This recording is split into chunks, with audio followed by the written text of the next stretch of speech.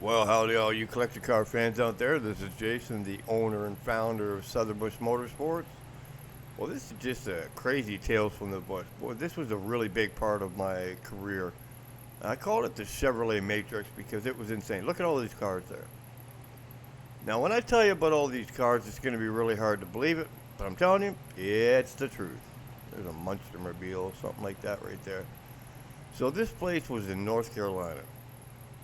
Now, I ended up being out here for probably a month straight.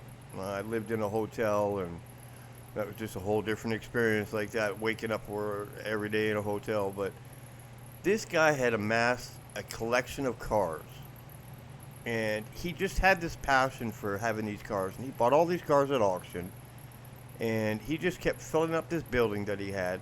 Now, what this guy did for a living was, when you're driving on the side of the road, or the side of the highway, and you see these big billboards.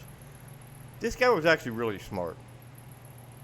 He would buy up the property to put those billboards up on the side of the highway. And in Canada we got Jimmy Pattison that did all that, but we're talking this is the United States. And this guy did the same thing. He bought up these small parts of property to put up these big billboards along the highway, property that nobody would ever use because it's beside a highway. So he probably got it pretty cheap. But anyways, the guy was loaded. He had a lot of money. He was in a wheelchair. When I met him, he wasn't too, enthused about me coming in there. But, I ended up having dinner with him and stuff. And he said, just do your thing. So I was actually the first person that was ever allowed into this property, into the fullest extent of their property, where everything was. At backgrounds, backyards, backfields, in the building, everywhere. So needless to say, this guy had some Shia stuff. You know what I mean? But the craziest thing about this is after spending a month in here, you see all these SS Chevelles and Yanko Camaros and GTOs. The unfortunate thing about this entire location that I was at, every single one of these cars, SS's, RS's, GTOs, I mean, look at this place. It's just full of cars. Every single one of these cars were fake. Clones. Not real. That Z28 right there, friggin' beautiful car. I mean, that car was restored to the T. Absolute clone.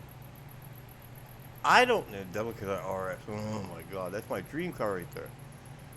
I don't know if the guy honestly knew what he was doing, or if he did it on purpose.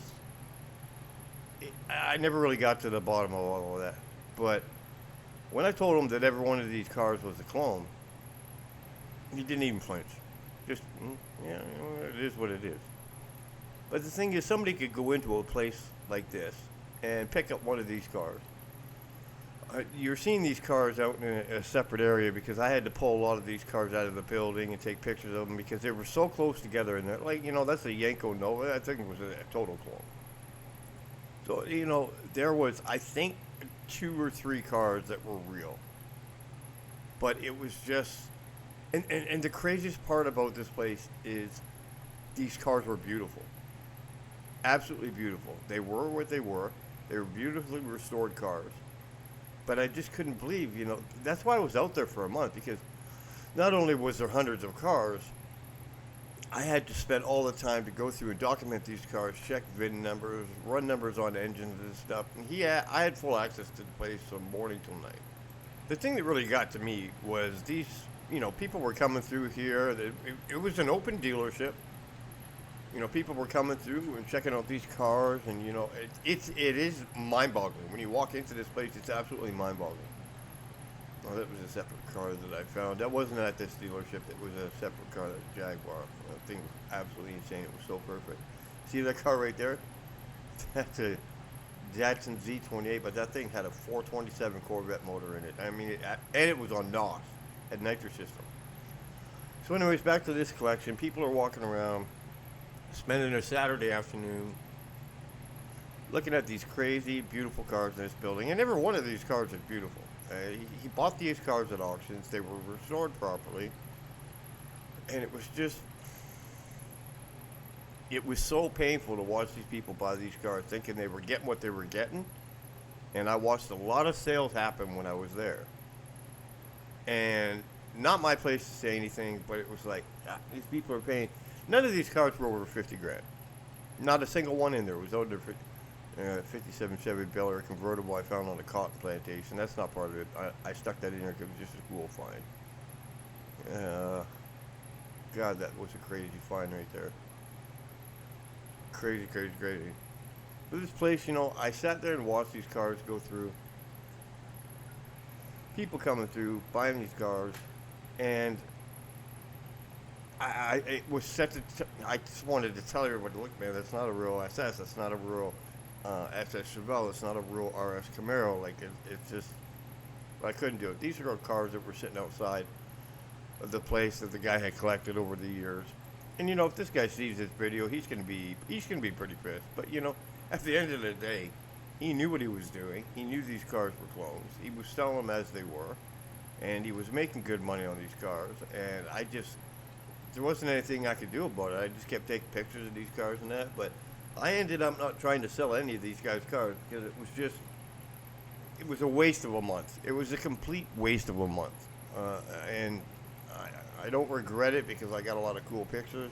Again, these are all cars that are sitting outside of this place. And the worst thing is, all these cars that are sitting outside that are junk that need to be restored, they're real cars. They're real SS 396, 427, 454 Chevrolet cars. I mean, they were all real.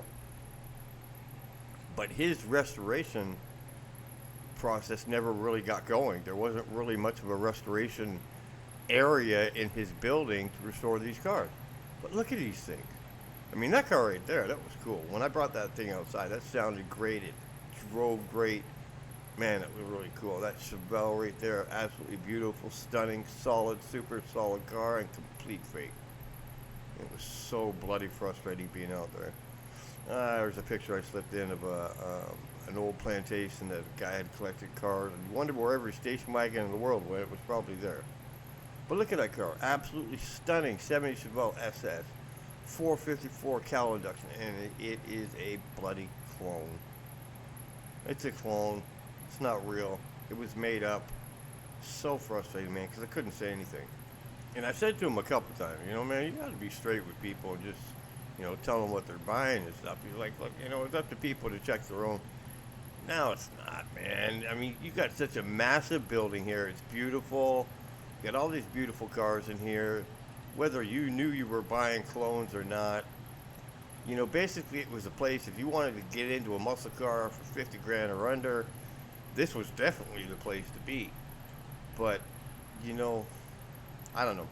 I didn't like the way the guy handled the whole situation, and once I started investigating these cars and checking them out, running numbers and stuff, I actually started getting a little bit pissed that this guy was doing this. The whole point of what this guy's idea was is to get everybody, as many people as possible, into a muscle car, into a nice driving muscle car. And I mean, he succeeded. There was all kinds of muscle cars there, nice driving muscle cars, but the approach on it, he ended up getting a little bit ticked off of me at the end, and after a month, I wasn't allowed back there.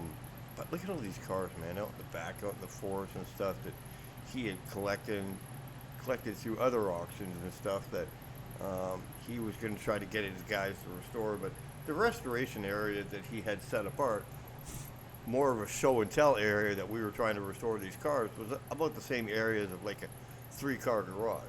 But yet his building was like 1 million square feet where he had all the restored cars. But there was more gold mines out in this field because these were all real SS cars and 396 and RS cars and Camaros and stuff. I mean, this I think that was a Caprice there. This car's insane. Wait till you see the pictures on this car. I believe this was I can't remember if it was a 427 Caprice, but it was a big block Caprice. The car was super solid, completely untouched, unrestored car. Nothing on this car had ever been taken off. Look at that interior. That's a manual shift interior with all the gauges, all the bells and whistles. Look at all those gauges there. This was so cool to see this. It was like a time capsule looking at this car. I mean, nothing on this car had ever been done to it. It was complete. It was like somebody drove it. The gas kind of screwed up the engine because they took the regular out of the lead out of the gas, and somebody just parked this thing. But he had real cars like this on the property, and chose to just keep going with all these clone cars. I mean, look at that shit. Actually, that looks like somebody put an automatic shifter in a manual shift car. I mean, I don't even know how that thing looks. Why? That looks weird. Low mileage car too, but super cool car. Just to me, it just made no sense why this guy was having the real cars rotting out back. There's the pedals right there.